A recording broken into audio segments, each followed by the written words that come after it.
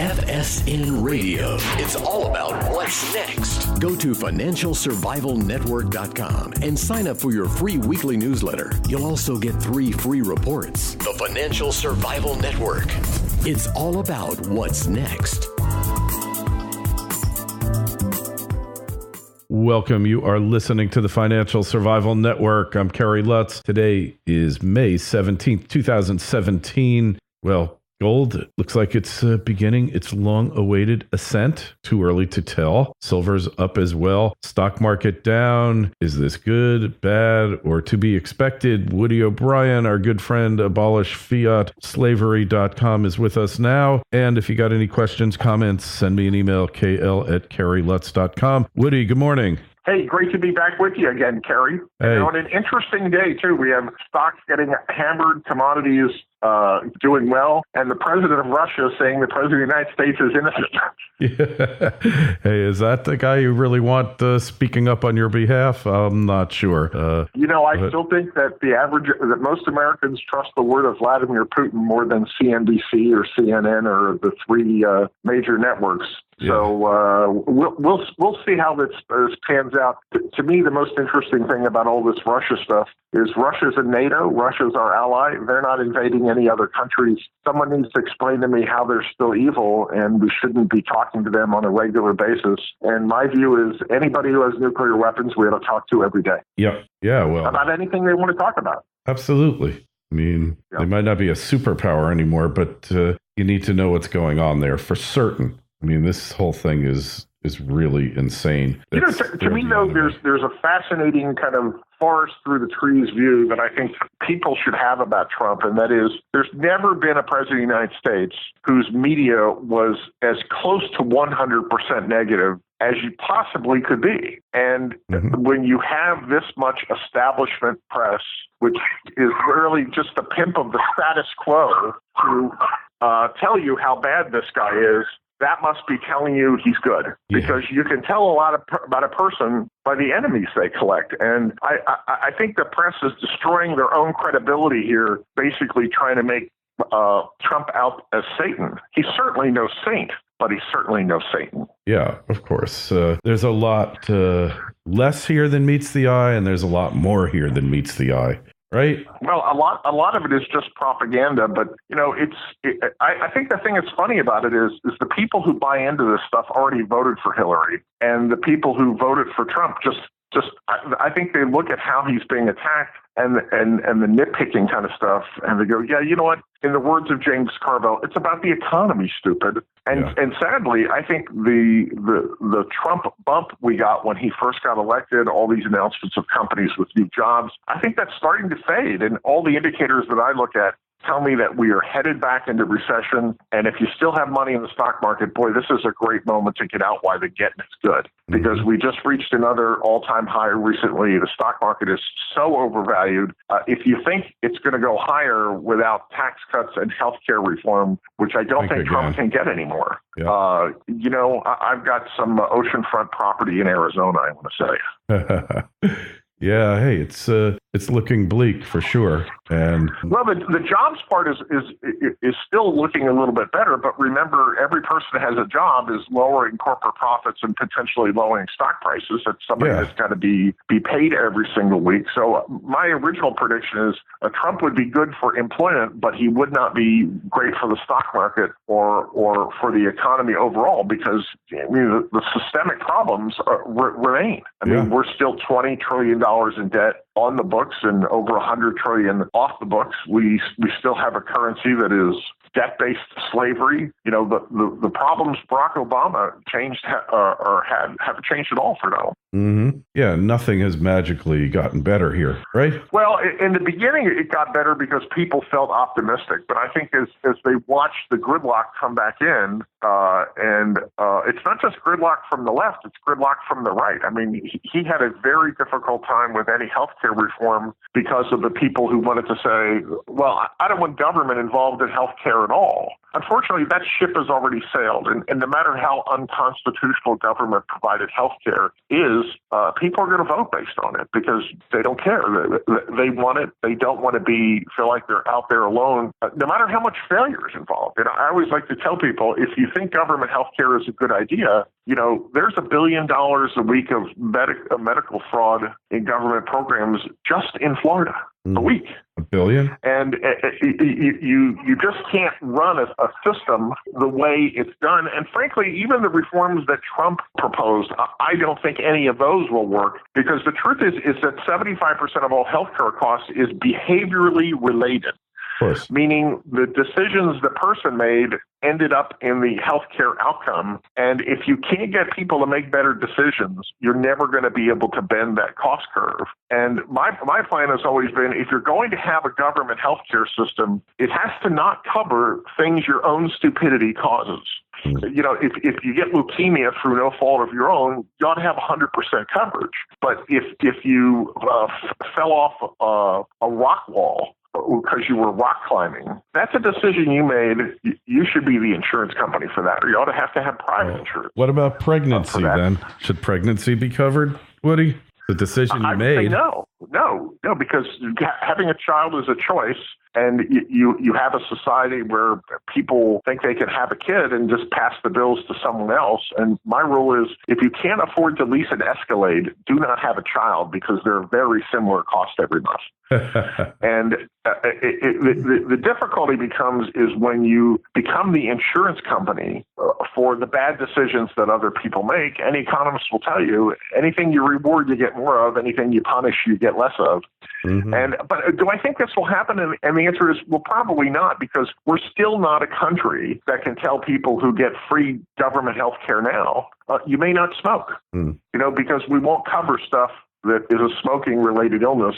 We expect you to cooperate by not smoking when we're taking care of your health care bills. We can't even muster the courage to tell grandma to stop smoking. Well, I mean, or veterans to stop smoking, or poor people. This is a perfect illustration of why the government should not be in the healthcare business in the first place, because there's no constituency out there for limiting coverage. There's only constituency for increasing benefits indefinitely into the future. So this is why government should be involved. Imagine the hissy fit the cigarette lobbyists would have if we ever talked about saying, we're going to punish poor people, veterans, and old people who get free health care who smoke. I mean, their political action committees would be churning out fundraisers as fast as we could imagine. But it's a part of the crony capitalism. Once you let it in the door, as Ross Perot used to say, the devil's in the details. And it's just what I tell you. The other thing is having been through a spouse that had cancer in the past year and having had some pretty serious medical expenses myself, you start to realize this lunacy of how one person can pay $25 for medical tests and somebody else or their insurance company can pay $300. And there's no other business in America where you can charge customers for goods or services kind of based on their ability to pay. And there is this lunacy of billing fraud that unless you can say, well, if you provide service X, this is the price. And you can't charge 500% more to one person and 80% less to another, because it's unfairly discriminatory against everybody. So the system is so screwed up, I think it's going to have to collapse. And Trump has predicted that Obamacare is going to collapse. It is. And maybe something better can be built out of the ruins. But to me, at the end of the day, is if you don't have billing reform and universal pricing, and you don't have some means to control costs by saying, if you do something stupid, something as simple as smoking or drunk driving, you and I shouldn't be the insurance company for people who make those bad decisions. And that's 3/4 of the cost. What you're talking about. Behaviorally related stuff. If you can't do anything about that, you're just kidding yourself to think that you're ever going to be able to have a rational system that people will be able to afford. It won't happen. What you're talking about is assumption of risk. And really, there's so many reasons why the medical system is so costly. It's got to do with over-accreditation, unrealistic expectations on the system, and it's so loaded with cronyism and fraud. It literally can't be saved. I mean, it's like a house that has got black mold in it in so many places. The remediation would cost 10 times the cost to bulldoze it and build a brand new mansion. And you know, I hope that's where we go, because at the end of the day, people who vote are going to say the good is not the enemy of the perfect, and they're going to vote for what they perceive to be good, even if it's terrible. Because we have all been conditioned over the course of my lifetime. I'm going to be 58 in 2 weeks, to be a very fearful people. And I tell people all the time, you know, I've been around tens of thousands of dogs in my life, and I've never been bitten by one, because I've never let any of them, even some ones that were bigger than me, practically, let them think I was afraid. And that's the way the government operates. We become a people who are afraid of our own shadow, and we're so afraid of dying, we're willing to have communism or socialism with the idea that the government can give us health care and postpone our death by 30 days or 6 months. And we're not adult enough as a country to just kind of say, hey, nobody gets off this rock alive. Yeah. And do you want to have a healthcare system that destroys the country, making an 80-year-old an 81-year-old with things that add, you know, years to their life, but not life to their years? I mean, it's a fundamental immaturity when we're all driven by fear, driven by fear of Muslims, driven by fear of doctors, and you know, fear of our neighbors. This is not a country that became a great country based on everybody being afraid. We became a great country based on people saying, you know, damn the torpedoes, full speed ahead. Yeah, taking the risk. We were a nation of risk takers. I don't know what we are now, a nation of snowflakes. But look, and you know what? I want to just go on that point for a second, because well, you mentioned snowflakes. There's a lot of information coming out now about this generation that is in their 20s, and their propensity not to marry, not to have children, not to buy houses, and to live in more urban areas. This is going to have a dramatic effect on real estate prices in the next 15 years. It's going to have a dramatic effect on the number of schools and teachers. This generation of snowflakes in their 20s want to live a very different life than what their parents did, especially with regards to real estate, because this is the generation that saw their parents either lose their house or have negative equity of six figures. They are so terrified of real estate and the idea of owning real estate. The rental rates in this generation are going to be 80%. And I'll tell you what, that's not a friendly recipe if you're a suburban homeowner. This generation is not going to buy the houses their parents lived in, and they're not going to buy suburban houses. They predominantly want to live in urban areas. This is an economic earthquake waiting to happen. Well, it appears that way now. I wouldn't say that trends tend to change faster than you might think. I hope it does. I hope it does. But the more of these young people I talk to, the more I think they have an allergy to residential real estate, and they have an allergy to suburban and country living. They almost all the ones that I know here in Eastern West Virginia have all moved to D.C. because they think that's where the action is. That's where the jobs are. That's where the money is. Yeah, well, and, in my early days, see if they come back.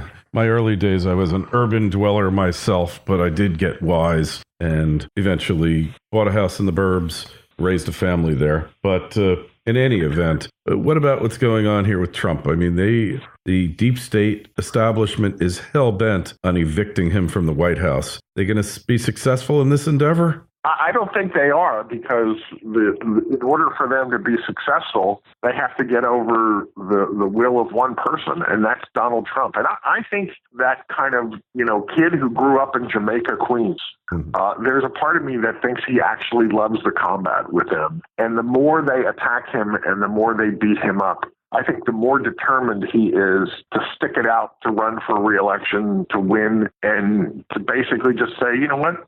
Kiss my butt. Will he accomplish anything, or is he just going to be embattled the whole time? Oh, I think he'll accomplish some things, but he's definitely going to be embattled. And I think it's one of those, from day one, his press has been terrible, but I think there's an element to why he's embattled, which I don't think everybody understands yet. And that is, the mainstream media was so absolutely positively confident of Hillary's victory. They thought it was impossible that this guy was going to beat her. And his crowds were, just people who watched reality TV, and they didn't really vote. They never understood his strength in those Rust Belt states. The Clinton people obviously didn't know the math of how deep they were in trouble. And I think the bitterness that there was not a president with lady parts, I think that doubles down the vitriol they have for Trump. They dislike him because they dislike him, but they also dislike him more because, he sent their hero into retirement and so damaged her that I think it's impossible for her to even, well, I guess she could run for New York City mayor. She'd probably win 80% of the vote there. Yeah, but I think there is a vitriol of him that I only see when I talk to old Redskins fans about Roger Staubach. Or Yankee Red Sox. Yeah, absolutely. There is a hate. There is a hate there that is, burning like the flames of Hades. And, I think it shows what poor losers liberals are. Oh. That, they want to punish the people who hurt them in the past and not just kind of move on and, deal with it. Be a grown-up. Yeah. Well, that's expecting a lot because, look, it's a narcissistic, overly indulgent group of people. And, they're in denial over reality, whether it's over who won the president or whether it's the economy and the fact that you can't run up debt forever and expect things to work out well, economic cycles, incentives to make people have kids who can't afford them and can't properly care for them, but it's their human right. I mean, the whole liberalistic fantasy that's been built up, this meme. Well, I think Anne Rand had the perfect line to describe liberalism when she said that you can forever deny reality, but what you can't do is deny the consequences of denying reality. Yeah. And every liberal person who I meet lives in this fantasy land where they think of the world as they wish it was and not the world that it is. Well, or to paraphrase, to paraphrase a famous person, I don't remember who the first was who said it, you can have your own opinions, but you can't have your own facts. Yeah, yeah. Reality is definitely not a perceived state for most people. And the truth is the country is so divided and the margins are so thin. People need to remember, Donald Trump hit 4 holes in one in those Rust Belt states, Ohio, Pennsylvania, Michigan, and Wisconsin. I think the margin in Pennsylvania, where I spent most of my life, was 10 or 15,000 votes. Right. It was very, very slim, and you could go back through the Clintons' career and say, gosh, I bet you the death of Vince Foster was worth 20,000 votes. Oh, well, if we start that. Pennsylvania, they had spent a career thumbing their nose at the middle of the country, and here was the high-hanging curveball for them to knock her out of the park, and they did. And I think it's just... it's a strange circumstance trying to get someone to see the light of day. Well, I would just point to the fact that anybody that thinks Trump is just being marched out of there, by all rights, he shouldn't be in the White House now. All right. By any measure, nobody believed it was going to happen except probably you and I and a handful of others, Woody. No one else believed that it was possible. So to think that they can just conjure up this crap and dump him, it shows their state of desperation. Because look, he did 2 things that take direct aim at the liberals and the deep state. Number 1, he set up the Electoral Reform Commission, which all it has to do is take the database of state voters and the database of visa holders and people who are in the country legally and match them up, and instant proof of voter fraud. And the other thing is he fired Comey, which has triggered a panic because, look, now all those things that Comey was sitting on are going to come out one way or the other. So they leak a couple of things that he tried to stop the investigation, I mean, I think it's nonsense. I don't think anything is going to come of it. But, But think about this from the context of legitimacy for a second, okay? Mm-hmm. But President Clinton fired the director of the FBI, okay? Nobody questioned his ability to do that. Mm-hmm. Every president since Nixon has banned certain immigrants from the country. Nobody has questioned their ability to do it. Yeah. This idea that you can, somehow go to court or filibuster stuff that your own party's presidents have done in the past because you don't see Trump doing anything as legitimate. And if I could just add one thing to that, there are two other people who I think really believe that Donald Trump could win. Well, I'm going to add a third person too. Ann Coulter, mm-hmm. Roger Stone, and Donald Trump. I think that trifecta there were the greatest believers because they saw the reaction that he was having out in the countryside and just went, the middle America is coming out of the woodwork. And even when they had the thing with Billy Bush, which what a setup that was to mm-hmm. make that inappropriate comment about that reporter, when he survived that, I thought, people really get this guy. They don't really care what he says. They're only interested in the idea that he can't be bought. He was using his own money, and that he's somebody who loves to fight, and he'll fight for them. And to me, that's the secret of his success right there. Exactly. I had a whole list of friends, worrywarts. Every day I'd get these, if Trump doesn't win, the country's finished. And I just said, he's going to win. Just stop. And, then when election eve came by, sure enough, and for the same reason why he won is the same reason why they won't be able to get rid of him, whether that will neuter him and end his effectiveness. I don't know, because there's a lot a president can do without going through Congress. There's one case. There sure is. And I want to go. But let me make a case to you about, I think all this negative stuff for him with the idea to defeat him in re-election is really silly. And here's the reason why. He won by such small margins. Okay. And in 4 years, there's going to be four more years of, 10 and 15,000 a day, older people dying and going to the boneyard who were his hardcore voters. And there's going to be 4 more years of kids that were 13 to 17 years old who are now in college and they're new indoctrinated liberal voters. Mm-hmm. And to me, he's got a huge demographic problem that I would say it's 7 or 8 million votes that he's short the next time around. And to me, that's why he has to create 10 or 15 million jobs in 4 years, because every job is a vote for Trump. Yeah. Okay. And that's the only way that he can overcome this huge demographic challenge of his strongest supporters dying off and, liberal knuckleheads, coming into their college years and being able to vote. They're the suckers who will buy up all this, hate speech about him. But to me, I think all the stuff they're doing to gin up opposition to him, they ought to be focused on kids that are in high school that are going to be voting for the first time. That's where their winner chicken dinner is at. Yeah. For the next time. And Trump's just got to focus on voters or on jobs, because jobs is the only way he can defeat the voters he's losing to the funeral director. It's as simple as that. Agreed.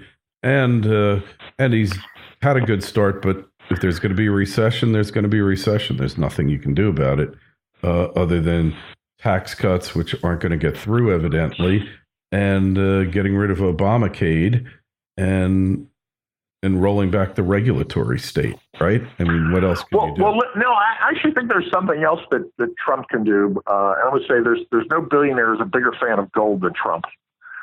And the truth is, Trump has the authority to direct the Treasury at any time to coin up some $1 trillion coins and pay off the debt and do what Lincoln did and gives back to some kind of a greenback system of unbacked fiat Treasury issued money or some kind of a limited gold currency.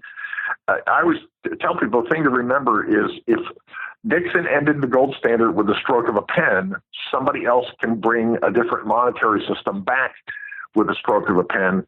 He doesn't need legislation to end the Federal Reserve. He needs to do what Kennedy did. And the question is, does he know he can do that? Is he fearful of doing that for the same kind of consequences that other presidents over history have had to try and change the monetary system? I don't know, but I do know this. The more you try and paint Donald Trump into a corner, the more dangerous he becomes to the establishment on that particular issue, debt and currency, and vanquishing the national debt. I would say the fastest way to end any recession is by executive order monetary reform. Does he know he has that pen in the drawer and is saving it? I don't know. We'll know in the fullness of time. Yes, we will. We will know in the not too distant future. It's going to unfold. The future is always uncertain, right? It sure is. But I would tell you what, I think he's going to have a long, hot summer, because my gut instinct is we have now seen the high on the Dow and the S&P 500 and the kind of activity we're seeing today, especially among the banks and financial institutions. I think we're on the verge of another banking crisis between now and let's just say Halloween. And it could be really, really ugly. It could happen in a very short period of time. And I expect the words bank bailout to come out of the president's mouth sometime between now and the fall. You might very well be right here, Woody. We're going to have to see. It's things that you need to keep an eye on. Anyway, Woody, where's the best place to find your work? AbolishFiatSlavery.com is the place to find me, or just look for Woody O'Brien on Facebook. I am the only Woody O'Brien there, but there is a really good Woody O'Brien's Irish pub in Saginaw, Michigan, which I have no ownership or interest in. So if you're in Saginaw, go out and have a green beer there. But if you're looking for me, I'm the Woody O'Brien, the person, on Facebook. All right. And questions, comments, email me, kl@kerrylutz.com. The Facebook page is Financial Survival Network. The Twitter feed's @Kerry Lutz. Woody, it's been good catching up. We'll talk to you again soon. Always great to be with you, Harry. FSN Radio. It's all about what's next. Go to financialsurvivalnetwork.com and sign up for your free weekly newsletter. You'll also get 3 free reports. The Financial Survival Network. It's all about what's next.